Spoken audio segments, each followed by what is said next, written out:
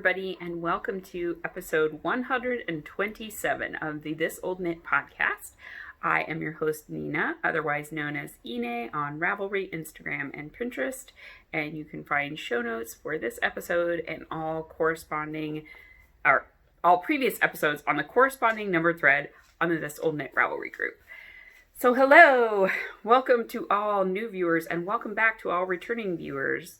I am on week 5 now of at-home quarantine. It is April 11th, 2020. And just an FYI, my dog Ada, who is a Great Pyrenees, is kind of wandering around in the craft room, but the kids are playing outside, and my husband is also doing woodworking outside. So if she hears something or if they are like squealing, she tends to be very protective of them, so she'll like run to the window and potentially bark just because she's trying to watch them. But she was kind of sleeping, so I expect she'll probably flop back down on the floor here pretty soon. They just went outside like 5 minutes ago, which is why I'm podcasting. So yeah, we'll see. And she now has a pom-pom that I have to take. Rita. Thank you. No eating mommy's pom-poms.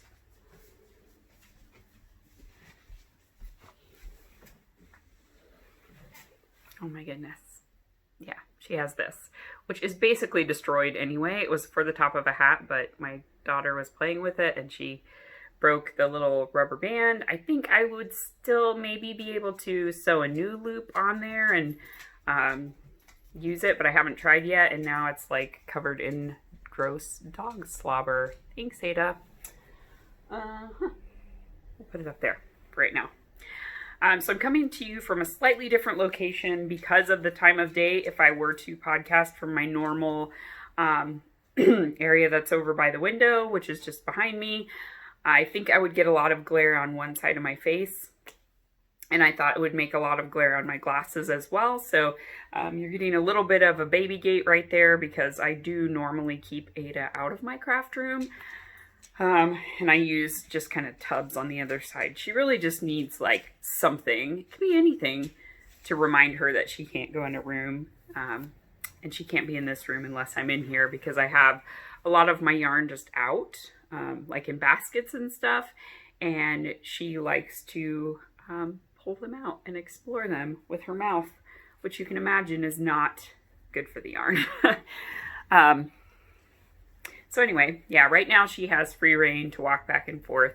I need to clip her toenails, but we did 1.5 feet. No, we did the 2 back feet the other day, but she was done at that point. So the front feet have to wait till later. So you may hear some clickety-clickities as well. And boy, that was a lot of babbling about my dog. Yeah, so first thing I wanted to do for this episode is announce winners for the quarterly prize draws for both the Stash Your Shelf Challenge Cal and also the Mohohi Cal. So I'm hosting 2 year-long knit-alongs. I don't think I'm probably going to do anything else this year. We'll see what happens and if the mood strikes me to have another Cal, but just based on everything that's happening in the world and the impacts of that on my own life, I can't foresee being able to host additional knit-alongs. So my plan was to do quarterly prize draws for both of those knit-alongs, and I have some physical prizes. However, since I'm in Connecticut and we are on a stay-at-home order, now, looking outside at the road, you wouldn't know it because there's a lot of people driving around. But I, personally, am trying my best. And I have the privilege to be able to do that. I understand that there are some people who can't do that and be able to feed their families. And there's some people who can't do that because they are essential workers. So we're doing our best to stay home. Other than going to get my chair from work, which they wheeled it out to me and I wiped it all down. I didn't go inside. I have not left the house in 5 weeks. Oh, and I did one other, I exchanged with a friend. She had found a place that had flour. So she ordered 5 bags of flour for me, and I exchanged that for bread and masks. So I sewed some masks. So anyway, I can't mail out physical prizes. Our post office is tiny. It's like the size of a walk-in closet. So keeping 6-foot social distancing would be impossible to do. So I can't mail packages in good conscience. So at least for this quarter, probably for next quarter, I'm going to do Ravelry downloadable patterns, probably $10 or less. But if there's one that you really have your eye on that's, you know, slightly more than that, because I know there are some designers that are doing pay what you can. And I certainly want to support BIPOC designers. So if there's one of those that you want, you know, just let me know. So I drew 2 winners. For the Stash Yourself Challenge, the Q1 winner is post number 40, who was Mary Jennifer 62. So please contact me on Ravelry, or you could also DM me on Instagram, and I will coordinate getting your prize out to you. It's probably better to contact me on Ravelry because then I'll have your username. And then for the Mohohi Cow, there were only 8 entries. So I don't know if people have finished things for that one and maybe haven't posted them. If I find that a lot of people are not finishing things, I do want to, you know, reward people for working on it. So I will just start drawing from the chatter thread instead. So of those 8 entries, the post was number 4, and it is B. Barb A. Gallo. So again, please contact me via Ravelry, and we can coordinate getting your pattern price to you. So thank you everyone so much for participating. I hope that my Stash Yourself Challenge is even more inspirational, given that I think a lot more of us are looking at our stashes and shelves to try to make things so that we don't leave the house. And for those watching in the future, we are in COVID-19 lockdown because of the global pandemic. I thought about that the other day, like how interesting it is to think about that, like a lot of people will be studying this for a long time to come, and that for my children, it's going to be an extremely formative experience. So like in my childhood, I grew up quite poor, and so I understand the concept of scarcity and not having enough food, not having enough money, not having enough clothing, etc. But for my children, they've never had to experience that. They've always had as much fresh produce as they could want. There was always all the things that they needed. You know, sometimes we're out of ice cream, and that's the worst thing ever for them. But, you know, now they get to truly experience, no, we don't have any more fresh fruit. And after this week, we're probably not going to have any frozen fruit. And then we'll be eating canned fruit, just like Mommy did when she was a kid. So I think that it's really starting to sink in, especially for my 10-year-old. For Meg, when she's, you know, made some comments of, oh, wow, like now I understand the stories that you've told me. Like I can really understand what that means. And my husband and I are actually, you know, having a little bit of fun with it. We're taking weekly inventory, and since I work in like finance and accounting, we're calculating like our day's inventory on hand, how many inventory turns we have on different items, what are our consumption patterns, which things did we have a lot of that really we're not using at all,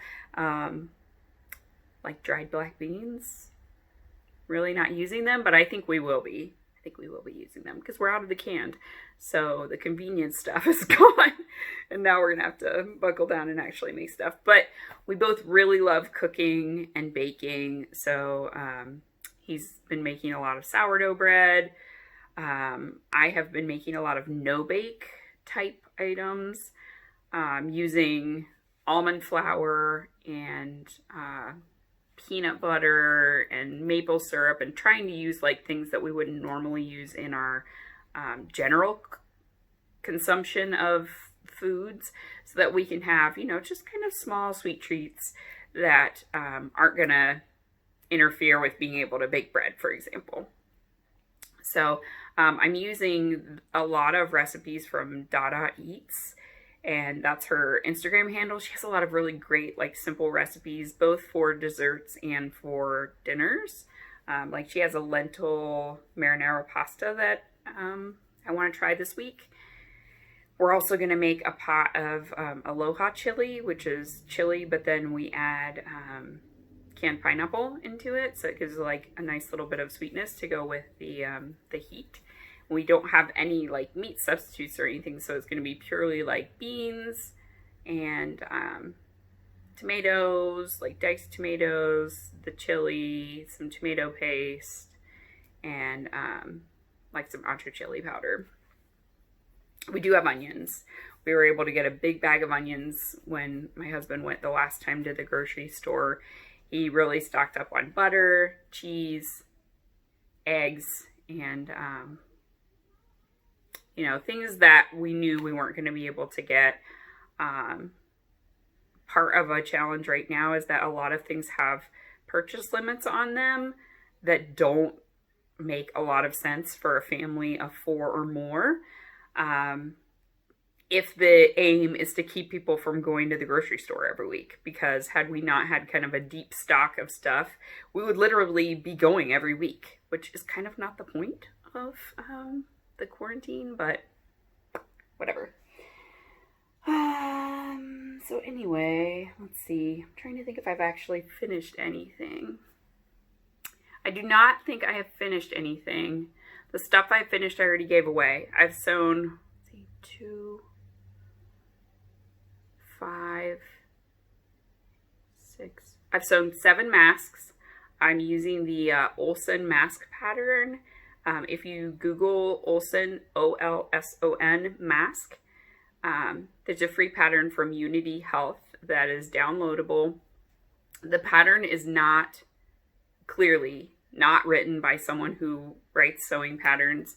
I would suggest watching the accompanying video if you want to see how they kind of come together. It's also filmed in such a way that made me want to tear my hair out a little bit, because the male nurse who is doing the sewing while the female nurse is narrating it, like, they're not showing the camera angle of what he's sewing together. They don't talk about what he's doing, and then they spend like 2 or 3 minutes filming him trimming his ends off of all of the dirt. Like, I don't need to see you trim your ends, Clayton. But whatever. But it did give me the basics enough that I was like, oh, that's what they mean in this step. So I just kind of wrote it in my way of understanding. So if you want to sew them and you're confused, you can message me or, you know, comment on the show notes thread for this episode, and I'll try to walk you through it. Ada, get off of the window, baby. Ada, off. Off. Off. Thank you. Yeah. Happy to talk you through. Okay. Good girl. Oops. All right. I got her some dog cookies. So yeah, let's get into what I've been working on. And it's kind of a variety of stuff, but I have mostly stuck to my sweater. So this sock, which is Knit Picks Hawthorne, and it comes in what are called sock reels. So they're like sock snakes, but they're a much smaller circumference of circle. You're too smart. And they come on like a spiral. I've shown them on previous podcasts, so if you check older episodes, you'll be able to see them, or you can look on the Knit Picks website. Sit. Ada, sit. Sit. Sit. No, what do you have to do? What do you have to do? Do you have to sit? Just sit. Sit. Sit. Sit. No, that does not mean paw. We're still working on sit. Sit. Sit. Sit your butt. Sit. Sit. Sit. Good girl. Oh my goodness. Takes a long time.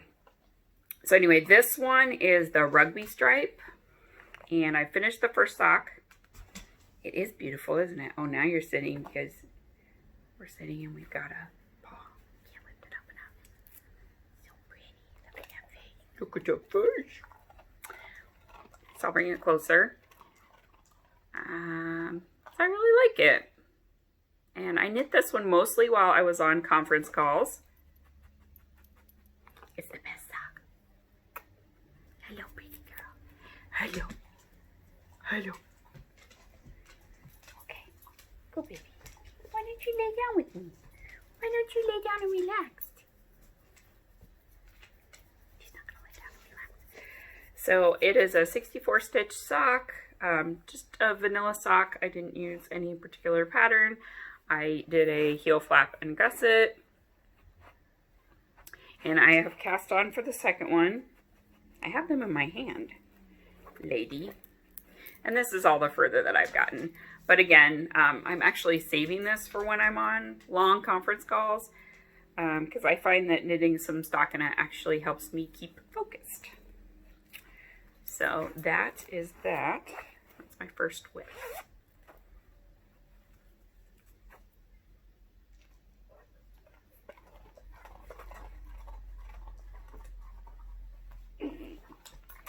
My second whip I picked up, and this is in a project bag that I won on a Charmed and Dangerous giveaway over Christmas.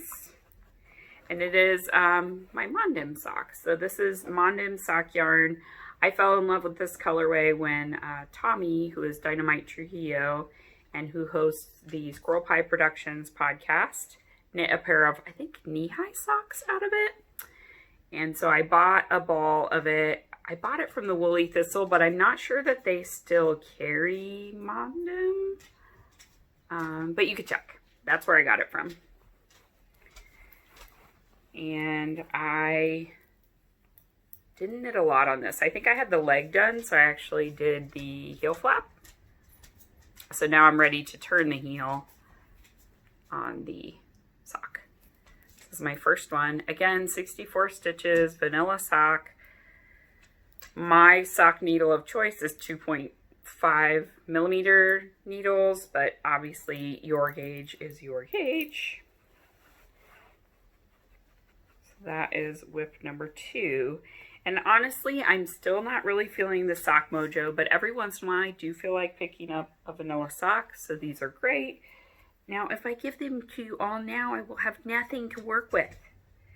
She is so dirty right now. I really need to wash her face. Her face is filthy. Yeah, it's very dirty. She's been out digging holes, and it's been very wet and muddy and gross. So she's gotten super muddy. I know you want it. You want it so bad. Such a pretty girl. Hello, pleased to meet you. I can shake your hand. Yes. Shaking dog hands is still okay if they're your dogs. Yes. Yes. Oh, who's the best girl? Who's the best girl? Is it you? Is it you? Are you the best girl? Uh-huh. Yeah. Okay. My big fluff monster. Now there's no more. Now what are you gonna do? And I see now that I'm mid-row for my Sperry sweater, so I don't know what I'm going to do with that. See, I don't have anything. I got nothing. Nothings. You're going to have to lay down now, huh? Okay. What do you think? Yeah? Okay. Thank you, baby. So I'm going to finish this little row really quick, and then I will talk to you about this sweater. I thought I might be finished with this before the next time that I podcast, but I kind of had to seize the moment right now because I have an empty house, which is next to impossible to get during this crisis. And Josh, of course, will let me podcast and doesn't mind at all, but the kids are quite noisy, and at the best of times, like there's always some kind of background noise happening, whether it's listening to music, or Megwin has our old iPod up in her room with like one of those speaker sets. So she listens to music or listens to audibles, or one of them has their tablet on or something. There's just always some kind of noise. So this level of quiet in my house is just amazing. So I thought I would podcast. So this is my nearly done Sperry sweater. And if you've been following me previously, you will know that I am making this out of 4 different colors of mauve yarn. And I'm holding it double all the way through with Once Upon a Corgi's Fig Lace base in the previous yarn engagement colorway that I picked up at India Untangled this most recent year. So India Untangled 2019. So I started with Wool and Vine Yarns in Tiptoe, which is the top part here on her Nouveau base. And that's a singles base, held double with the previous yarn engagement. I transitioned to Jilted Rose on Strassa, which is a discontinued base from Wool and Vine. This is Primrose Yarn Co. in Rosé. And that was just a colorway I picked up in like a sale bin at Knit New Haven. And then the last colorway is another Jilted Rose that was a Misfit skein from Wool and Vine Yarns on Volca. Again, a really, really old color. So they have these. They had these tags, which I refer to as the hangy tags. Kristen hasn't used those in years. So the old stash, very old stash. But the previous yarn engagement is new. And it did exactly what I hoped for, that the previous yarn engagement really made everything blend together so nicely. So it looks like a true gradient. And I think it's really pretty. So I finished the body. As you can see, I finished one arm, and I made the sleeves really long so they come up over my hand to like there. Because the idea of this is that I want this to be like a cozy, soft, loungy sweater that I can wear just with a pair of jeans or a pair of leggings to keep me warm, or that I could pair with like a pencil skirt or something like that to dress it up more. So I'm very happy with that. I am about halfway or a little bit over halfway done with the second sleeve. So slightly different. In the pattern it calls for doing 8 decreases and then working straight. I only did 5 because for my arm that fits better. And then I worked a long section of plain, which on this side you can see it's from where the narwhal is down to here, and then I worked the last 1, 2, 3, 4 decreases really quickly, and then just did the cuff. She's on alert watching the kids. They're walking up and down the driveway so she can see them out there. So I'm on that plain part right now. This is equivalent to that narwhal. So I have, you know, just all the straight part to work. And then the cuff. So I anticipate being done this evening with this sweater. It fits me really well. I'm really happy with the fit.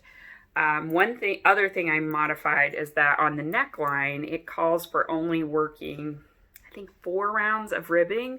And on my original Sperry, which I love, that makes the neckline, for me, gape wide enough that my bra straps show. So I always have to wear like a coordinating tank top underneath and just kind of accept that the straps are going to show. But I added 4 extra rows, so I worked 8 total ribbing rows on the neckline, and it is just enough to make it cover my bra straps. So I should not need to wear a tank under it if I don't want to. I usually do anyway, just for keeping my sweaters clean for longer. I feel like it extends their wearing before I have to wash them again. And I'd much rather just wash undershirts than have to hand wash my sweaters. So that pattern is Sperry by Amy Miller, and I'm knitting the size 38 bust, which is negative ease for me on the bust, but then on the rest of the body, it's actually quite a bit of positive ease. So I did add some waist shaping to it as well. So yeah, I'm really happy with that. I should have a completed sweater soon. I have it in my Finch bag that was gifted to me by Diane, who's Canned Music. I know she was talking about opening an Etsy shop. I don't know when that's going to happen, but when it does, I will let you know.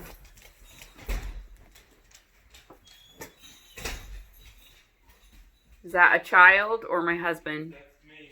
Oh, okay. I'm podcasting while they're outside. That man is your husband. That man is my husband. Okay, and then the next thing is a new cast on. So Helen Stewart, who is, why am I forgetting the name of her? Curious Handmaid, sorry. Who is Curious Handmaid, made her habitation throw pattern be free. I think it might still be free on Ravelry, but if you do purchase it, she is donating the proceeds to a COVID-19 charity. So I did pick up the habitation throw pattern, and I started it out of this really, really ridiculous, super bulky yarn that I had in stash from a long, long time ago. I think this is discontinued yarn, and it is Barocco Sunday, and it is a 50-50 wool acrylic blend, 62 yards per skein. I think I have like 25 skeins of it. I got it when like a local yarn store was going out of business, so it was like 70% off. I've never had anything that I want. I knit a Lyric Tree hoodie out of it. I've lamented about that pattern in previous episodes. It's not a good pattern. I do not recommend it. And it didn't fit me right, so I frogged the entire thing. And even frogging it, like, I used the yardage called for in the pattern to purchase my yarn, and I had like 15 extra skeins, so the yardage requirements are way, way off on that pattern as well. So anyway, yeah, I have lots of skeins of it, so plenty to make a blanket. And it's a pretty basic pattern, but it has like a knitted I-cord binding that is incorporated into as you're knitting. So you're finishing your edges as you're knitting, and then every once in a while you have an eyelet row. And basically other than that, it's just straight up knitting. So it's going to be a square, so you knit until it's as big as you want it, and you're halfway through with your yarn, and then you start going back the other direction. So I'll see how far I get with half of my yarn, but it's already pretty big. So this is 2 skeins worth of it. I'm using these ridiculously gigantic needles. I think they're size 19. Looking to see if it's on the... Yes, a size US 19. Knit Pro Harmony, I think. They're the wooden ones that are color-coded wood. I think I got this from Jimmy Bean's Wool like a long, long time ago. But I have like a 60-inch cable on it, so it should be big enough to hold the blanket at its biggest point, because I can have it scrunched up on the needles too. But right now you can see I'm almost at 60 even at this point. So it's kind of fun to pick up and do a little bit. The big needles do kind of hurt my hands after a little while because of the way that I tension my yarn. But I can do, you know, like 20 rows before it starts to bother me. So that's kind of a slow and steady, just picking it up and doing a little bit every day. This giant tote bag has all of my yarn in it. Just skeins and skeins and skeins of it. So that is that project. And then in this bag, I started my Utu. Nope, this is not the Utu. This is the As You Like It sweater. I decided to start another one because I like my autumnal colors one so much.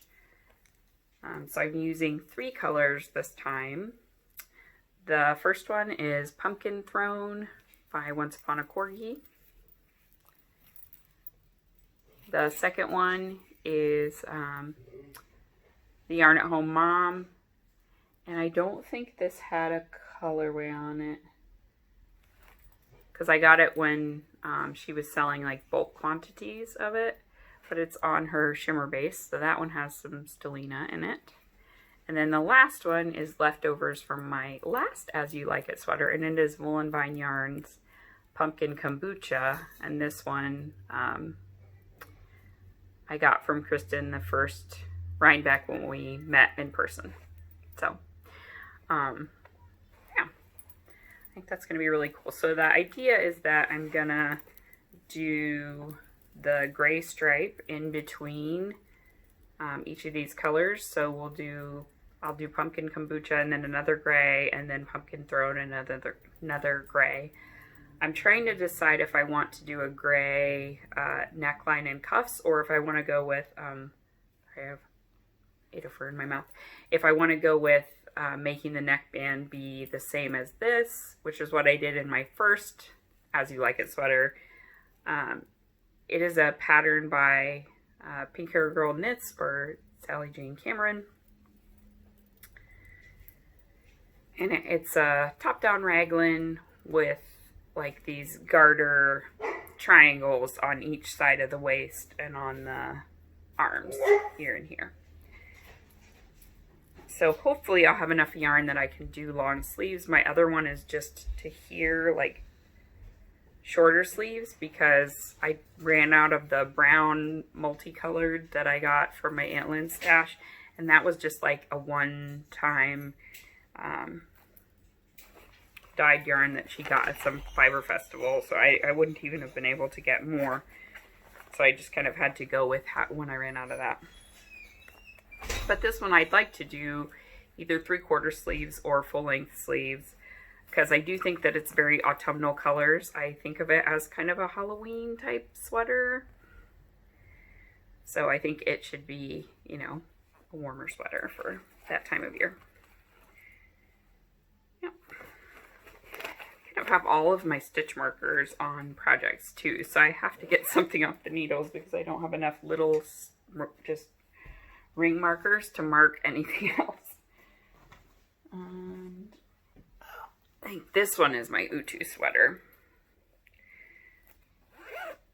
So my last thing that I have of sweaters on the needles is the Utu sweater. This one was in one of the Lane magazines. I think it's Lane number 2. It is the cover sweater on that issue, and it's done in a gradient, but I'm doing mine all in one color, and I need to rip back actually, because they have part of this motif, so it has a leaf motif just along the yoke line, and then the rest of it is plain stockinette, and it is a cardigan. And I've started the leaf motif, you can see it right there, but it kind of looks like hot garbage right now. You can't tell what it is, and I think that's because it calls for doing a type of increase, which is making 3 stitches from 1 stitch, and the way the pattern calls for you to do it doesn't make sense to me, and it makes it really tight. So I'm going to rip back and do it the way I know how to do it. I think it'll be better. than this. So anyway, I was really struggling with trying to push my needles through because of that really tight, like 3 from 1 stitch. So yeah, I'm gonna fix it, and then I should be in better shape. But I have done the short, it has some short row shaping for the neck. And you can see it's got like this is where all my stitch markers have gone. Because every single leaf motif, it calls for you to mark it so you know, which makes a lot of sense. And all of these will come off as soon as I finish those leaves on the top. So I really do want to get this at least past the leaf portion.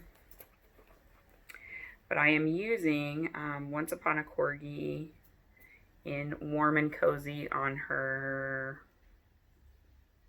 Ginger. It's Ginger or Penny, but it is a Stellina base. And this is like a warm russet brown color. I think it's going to match a lot of things. It'll be a really nice, versatile cardigan. So yeah, this is probably what I'll work on next once I finish my Sperry. And I have a few things I want to cast on as well. And the last thing I've been working on is my Northeasterly blanket. And this is a pattern by Ellie, who is Skananigans.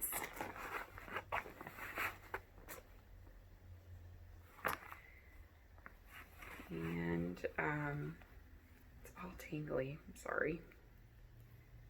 It kind of got shoved in the bag. Let me see if I can get it untangled so I can show it to you.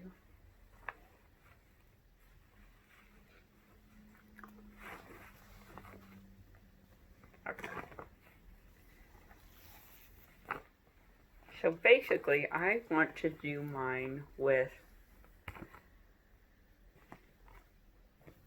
good grief, stripes that are colors of the rainbow. So kind of the rainbow progression, and then I probably will do like one that's white with speckles, because I have a lot of white background variegated yarns, and then one that's maybe dark, so either grays, black, brown as another stripe, and then start the rainbow over again. So I started with the blue stripe for whatever reason. I don't know why I started with the blue stripe, because I really should have started with the purple stripe given the way that you join it, but whatever. I think it's because I really liked that blue color, so I wanted to start with that. I just felt inspired. So I've completed the blue strip, and I've completed the green strip. And I've almost, as you can see, completed the yellow strip. And I started on the orange strip. Because the nice thing is, since you're joining it together as you go, you can start a new stripe whenever you want. You just won't be able to keep going if you don't have anything to join it to. So the last color I did was this like neon Cheetos color. It really reminds me of the color of Cheetos. And I'm working on now one of the mini skeins from the Gilmore Girls Club a couple years ago. They were like mini skeins from the Yarn at Home Mom. I know this particular one is called Where You Lead. The color.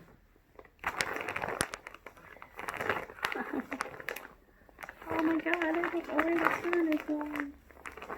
Oh, let's see. Okay. So it's kind of a golden color. And it's somewhere deep, deep in this bag. There we go. Along with my Spilling Yarn Notions pouch.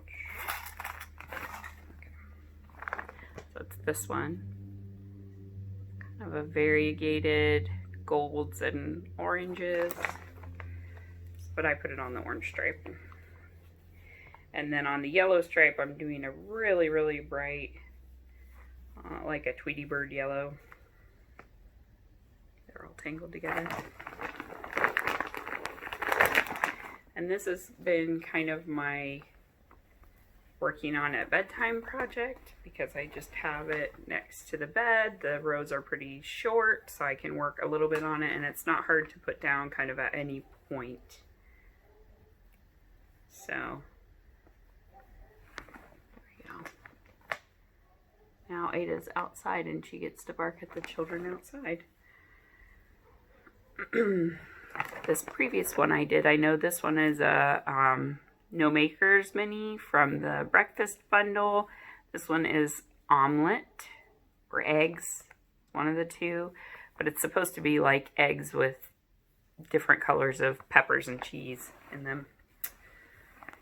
So yeah, I've made quite a bit of progress on that. I've done a lot of orange.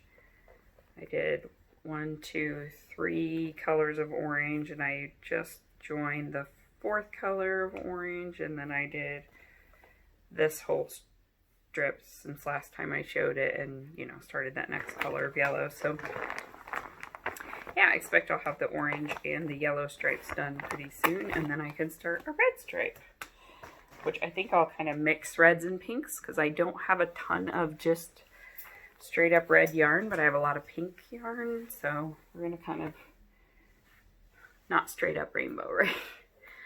And then sweaters I want to cast on. Let me get this off here. This is a giganto cake. One of them that I want to cast on is another So Faded sweater. Because I really like how that sweater fits, and I seem to keep finding color combinations in my stash. I like that it lets me use the single skeins of yarn that I have and make them into a sweater quantity. So this is going to be my next fade. So this one is Neptunia, and it's on the Narwhal base, which is a base that Kristen doesn't carry anymore either. I wish she would bring it back though, because it is amazing. That one is BFL Silk and Nylon. This one is geode. Yeah, that one's geode, and it was on Volca. This was from Strange Brew Yarn Club, so they were kind of one-of-a-kind colors that she did. And then this one is a homespun house in If You're a Bird, I'm a Bird. So they all have kind of that, what would you call that? Like a chartreuse color. And the blues, those light blues. I think for this one, I'm actually going to start with the darkest color and go down to the lightest color on the bottom, because I've always done lightest to darkest with my sweaters, so it'd be fun to switch it up. And I think what I'll do is I'll measure one of my other ones, because I've always done it with 4 colors too, so I will need to calculate how much a third of it will be to stop at the right place in the sweater that I'm knitting. Because before, what I've done is I've knit for my first color, I just knit until almost separating for the sleeves. I do the color blending section and then I separate, so that then when I join for knitting the sleeves, I don't have to worry about color number 1. But that ends up that I don't use as much of color number 1, and this one I only have 3, so I know I have to use all 3 to be able to make a sweater for me. I use most of, if not all of, 3 balls of yarn. These are a little bit better on yardage, so I may not quite use all 3 completely, but pretty close. And that is in my bag from Pandia's Jewels, my rainbow llamacorns, because I thought I had kind of the same color elements. That's that. And the other thing I want to cast on is right here. So Andrea Mowry, I think, is also running a sweater cowl for any of her patterns. And of course, I'm running the Mohohi cowl, which is Andrea Mowry or Joji Locatelli patterns. So it kind of works for both. But I wanted to knit her pink velvet sweater, which is a top-down colorwork yoke with like a rounded yoke. And she used like a Surrey type yarn. Melted Surrey, it's called. I think so. I think it's Ching Fiber Melted Surrey. I do not have that yarn, but I do have some alpaca lace. So I'm going to hold this alpaca lace double with this yarn. This one is the Log Lady colorway from Wool & Vine. So this is going to be my contrast. And then this will be the main body of the sweater. And this is Succulents on the Blitz base from Wool & Vine. The worst possible time to find it. What? Evidence of its abandoned crash site in the woods. An abandoned crash site in the woods? Yeah, that's hard to say, isn't it? Yeah, a crash of what? A store. A crash of a store? Yeah, there's yarn in Megwin pocket, and the bottom of someone's shoe, and there's an old crushed up lantern. Yeah. Ah. So we don't know. And remember that ball we found? Mm-hmm. Yeah. Or maybe people were just throwing their trash down there. It's a store. And on another rock side, Well, I don't think that would be a crash site. Then a crash site wildfire. Something on the other side implies on the other side there was a wildfire. a wildfire. Yeah, that happened a long time ago. Okay, how do you know that? Yeah. Somebody must have camped there. Oh yeah, maybe. Or maybe it was a wildfire because I found. Or it could have been lightning hit a tree. Yeah. Yeah. Please just come and see. We can prove it to you. What? Yeah, we really saw can we explain all those rocks and Where's your tablet? remains? Did you leave it outside? No, I left it inside. I forgot the bag. And Oh. it's a good thing too. Why Oh didn't you go yeah, take pictures oh yeah. Wow, wow, wow, wow, wow, wow. Buddy, you're gonna go take pictures for evidence. Yeah. All right, that's enough of that. Okay, so it is Succulents on Blitzed. Again, old Hangy Tag yarn. This is from the big gift box that I received of various yarns. So I definitely want to make that into a sweater. Look for Bubby's, the one he made that has like the cloud and the printing on it. That's in his room. Yeah, go get that. It's a perfect size. It was long like the Oh, come on. You can handle it. Guys, work together. Be a team. Bobby, I'm going to take pictures of the stuff I have in my pocket. Megwin, go be a team. I'm going to get my tablet. He's going to get the bag. Go get the bag, bud. I'm going to find a bag downstairs. Oh, you're going to find a bag down there? Get the rainbow bag. Now. In my backpack. My backpack can hold your tablet. Okay, your backpack's a good idea. Okay, anyway. Succulents on Blitzed. I have 3 skeins of that. So that will be the main body of the sweater. And then these 2 held double will be the contrast for the yoke. I want to take that stuff out. It does have quite a bit of those minty colors in it, but I think holding it with the olive will darken it enough that it'll contrast. What? Go downstairs. Yeah, go downstairs and find some in the warm things box. There should be some gloves in there. Is there safety gloves? They're not safety gloves. They're just like warm gloves. I mean, they Those will work. I don't have any No, I'm not letting you use our latex gloves for ridiculous nonsense that you're doing.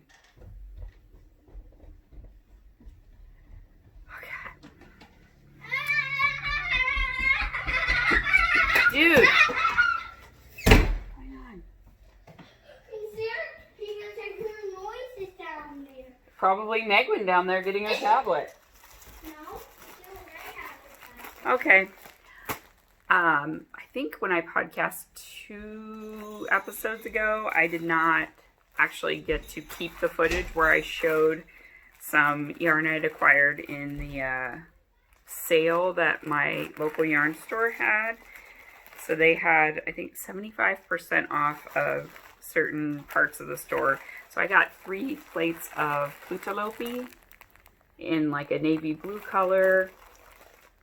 The thought is that I would use those for the body of a sweater with maybe some like cream color contrast for the yoke. But I mean, there you go.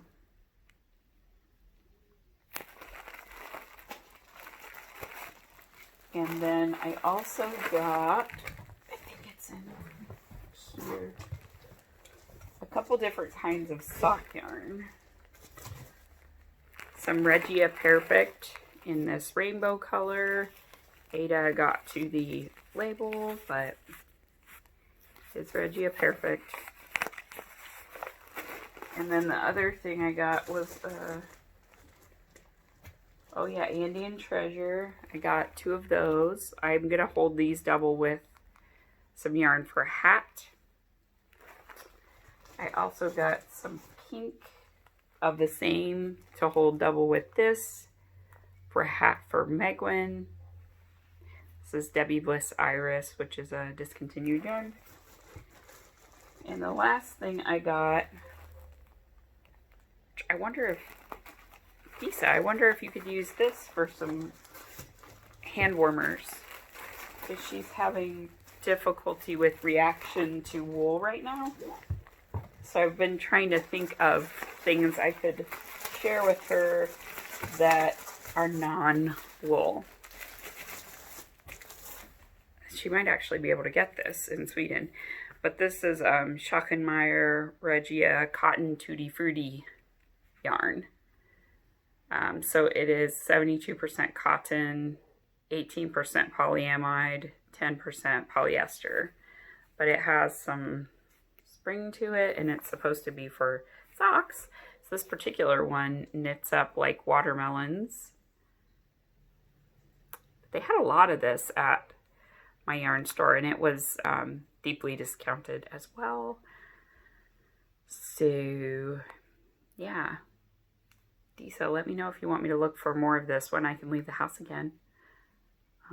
Or you can look for Regia Cotton Tutti Frutti yarn. But it doesn't have any wool in it. My thought was to make some summer socks with that. That is everything, my yarn baby. Intending for this to be a sweater. It's the Birkin sweater by Amy Miller. Not the other Birkin. By a different designer. It is like a lace, kind of summer sweater. But I thought it'd be really pretty with my yarn child. So this cubby is my miscellaneous indie dyed cubby. And this one is my Volanvine cubby. Except for this. That's not Volanvine. That's Yarn at Home Mom. But everything else is Volanvine. Yeah? Nope. There's also a skein of Lola Bean Yarn Co. up there. Because I don't have anywhere else to put it. That is everything that I have to show you for this week. I think I'm going to try to sew some more masks today because I'm going to trade them for some wine and mayonnaise. These are the times we live in, people. Desperate times.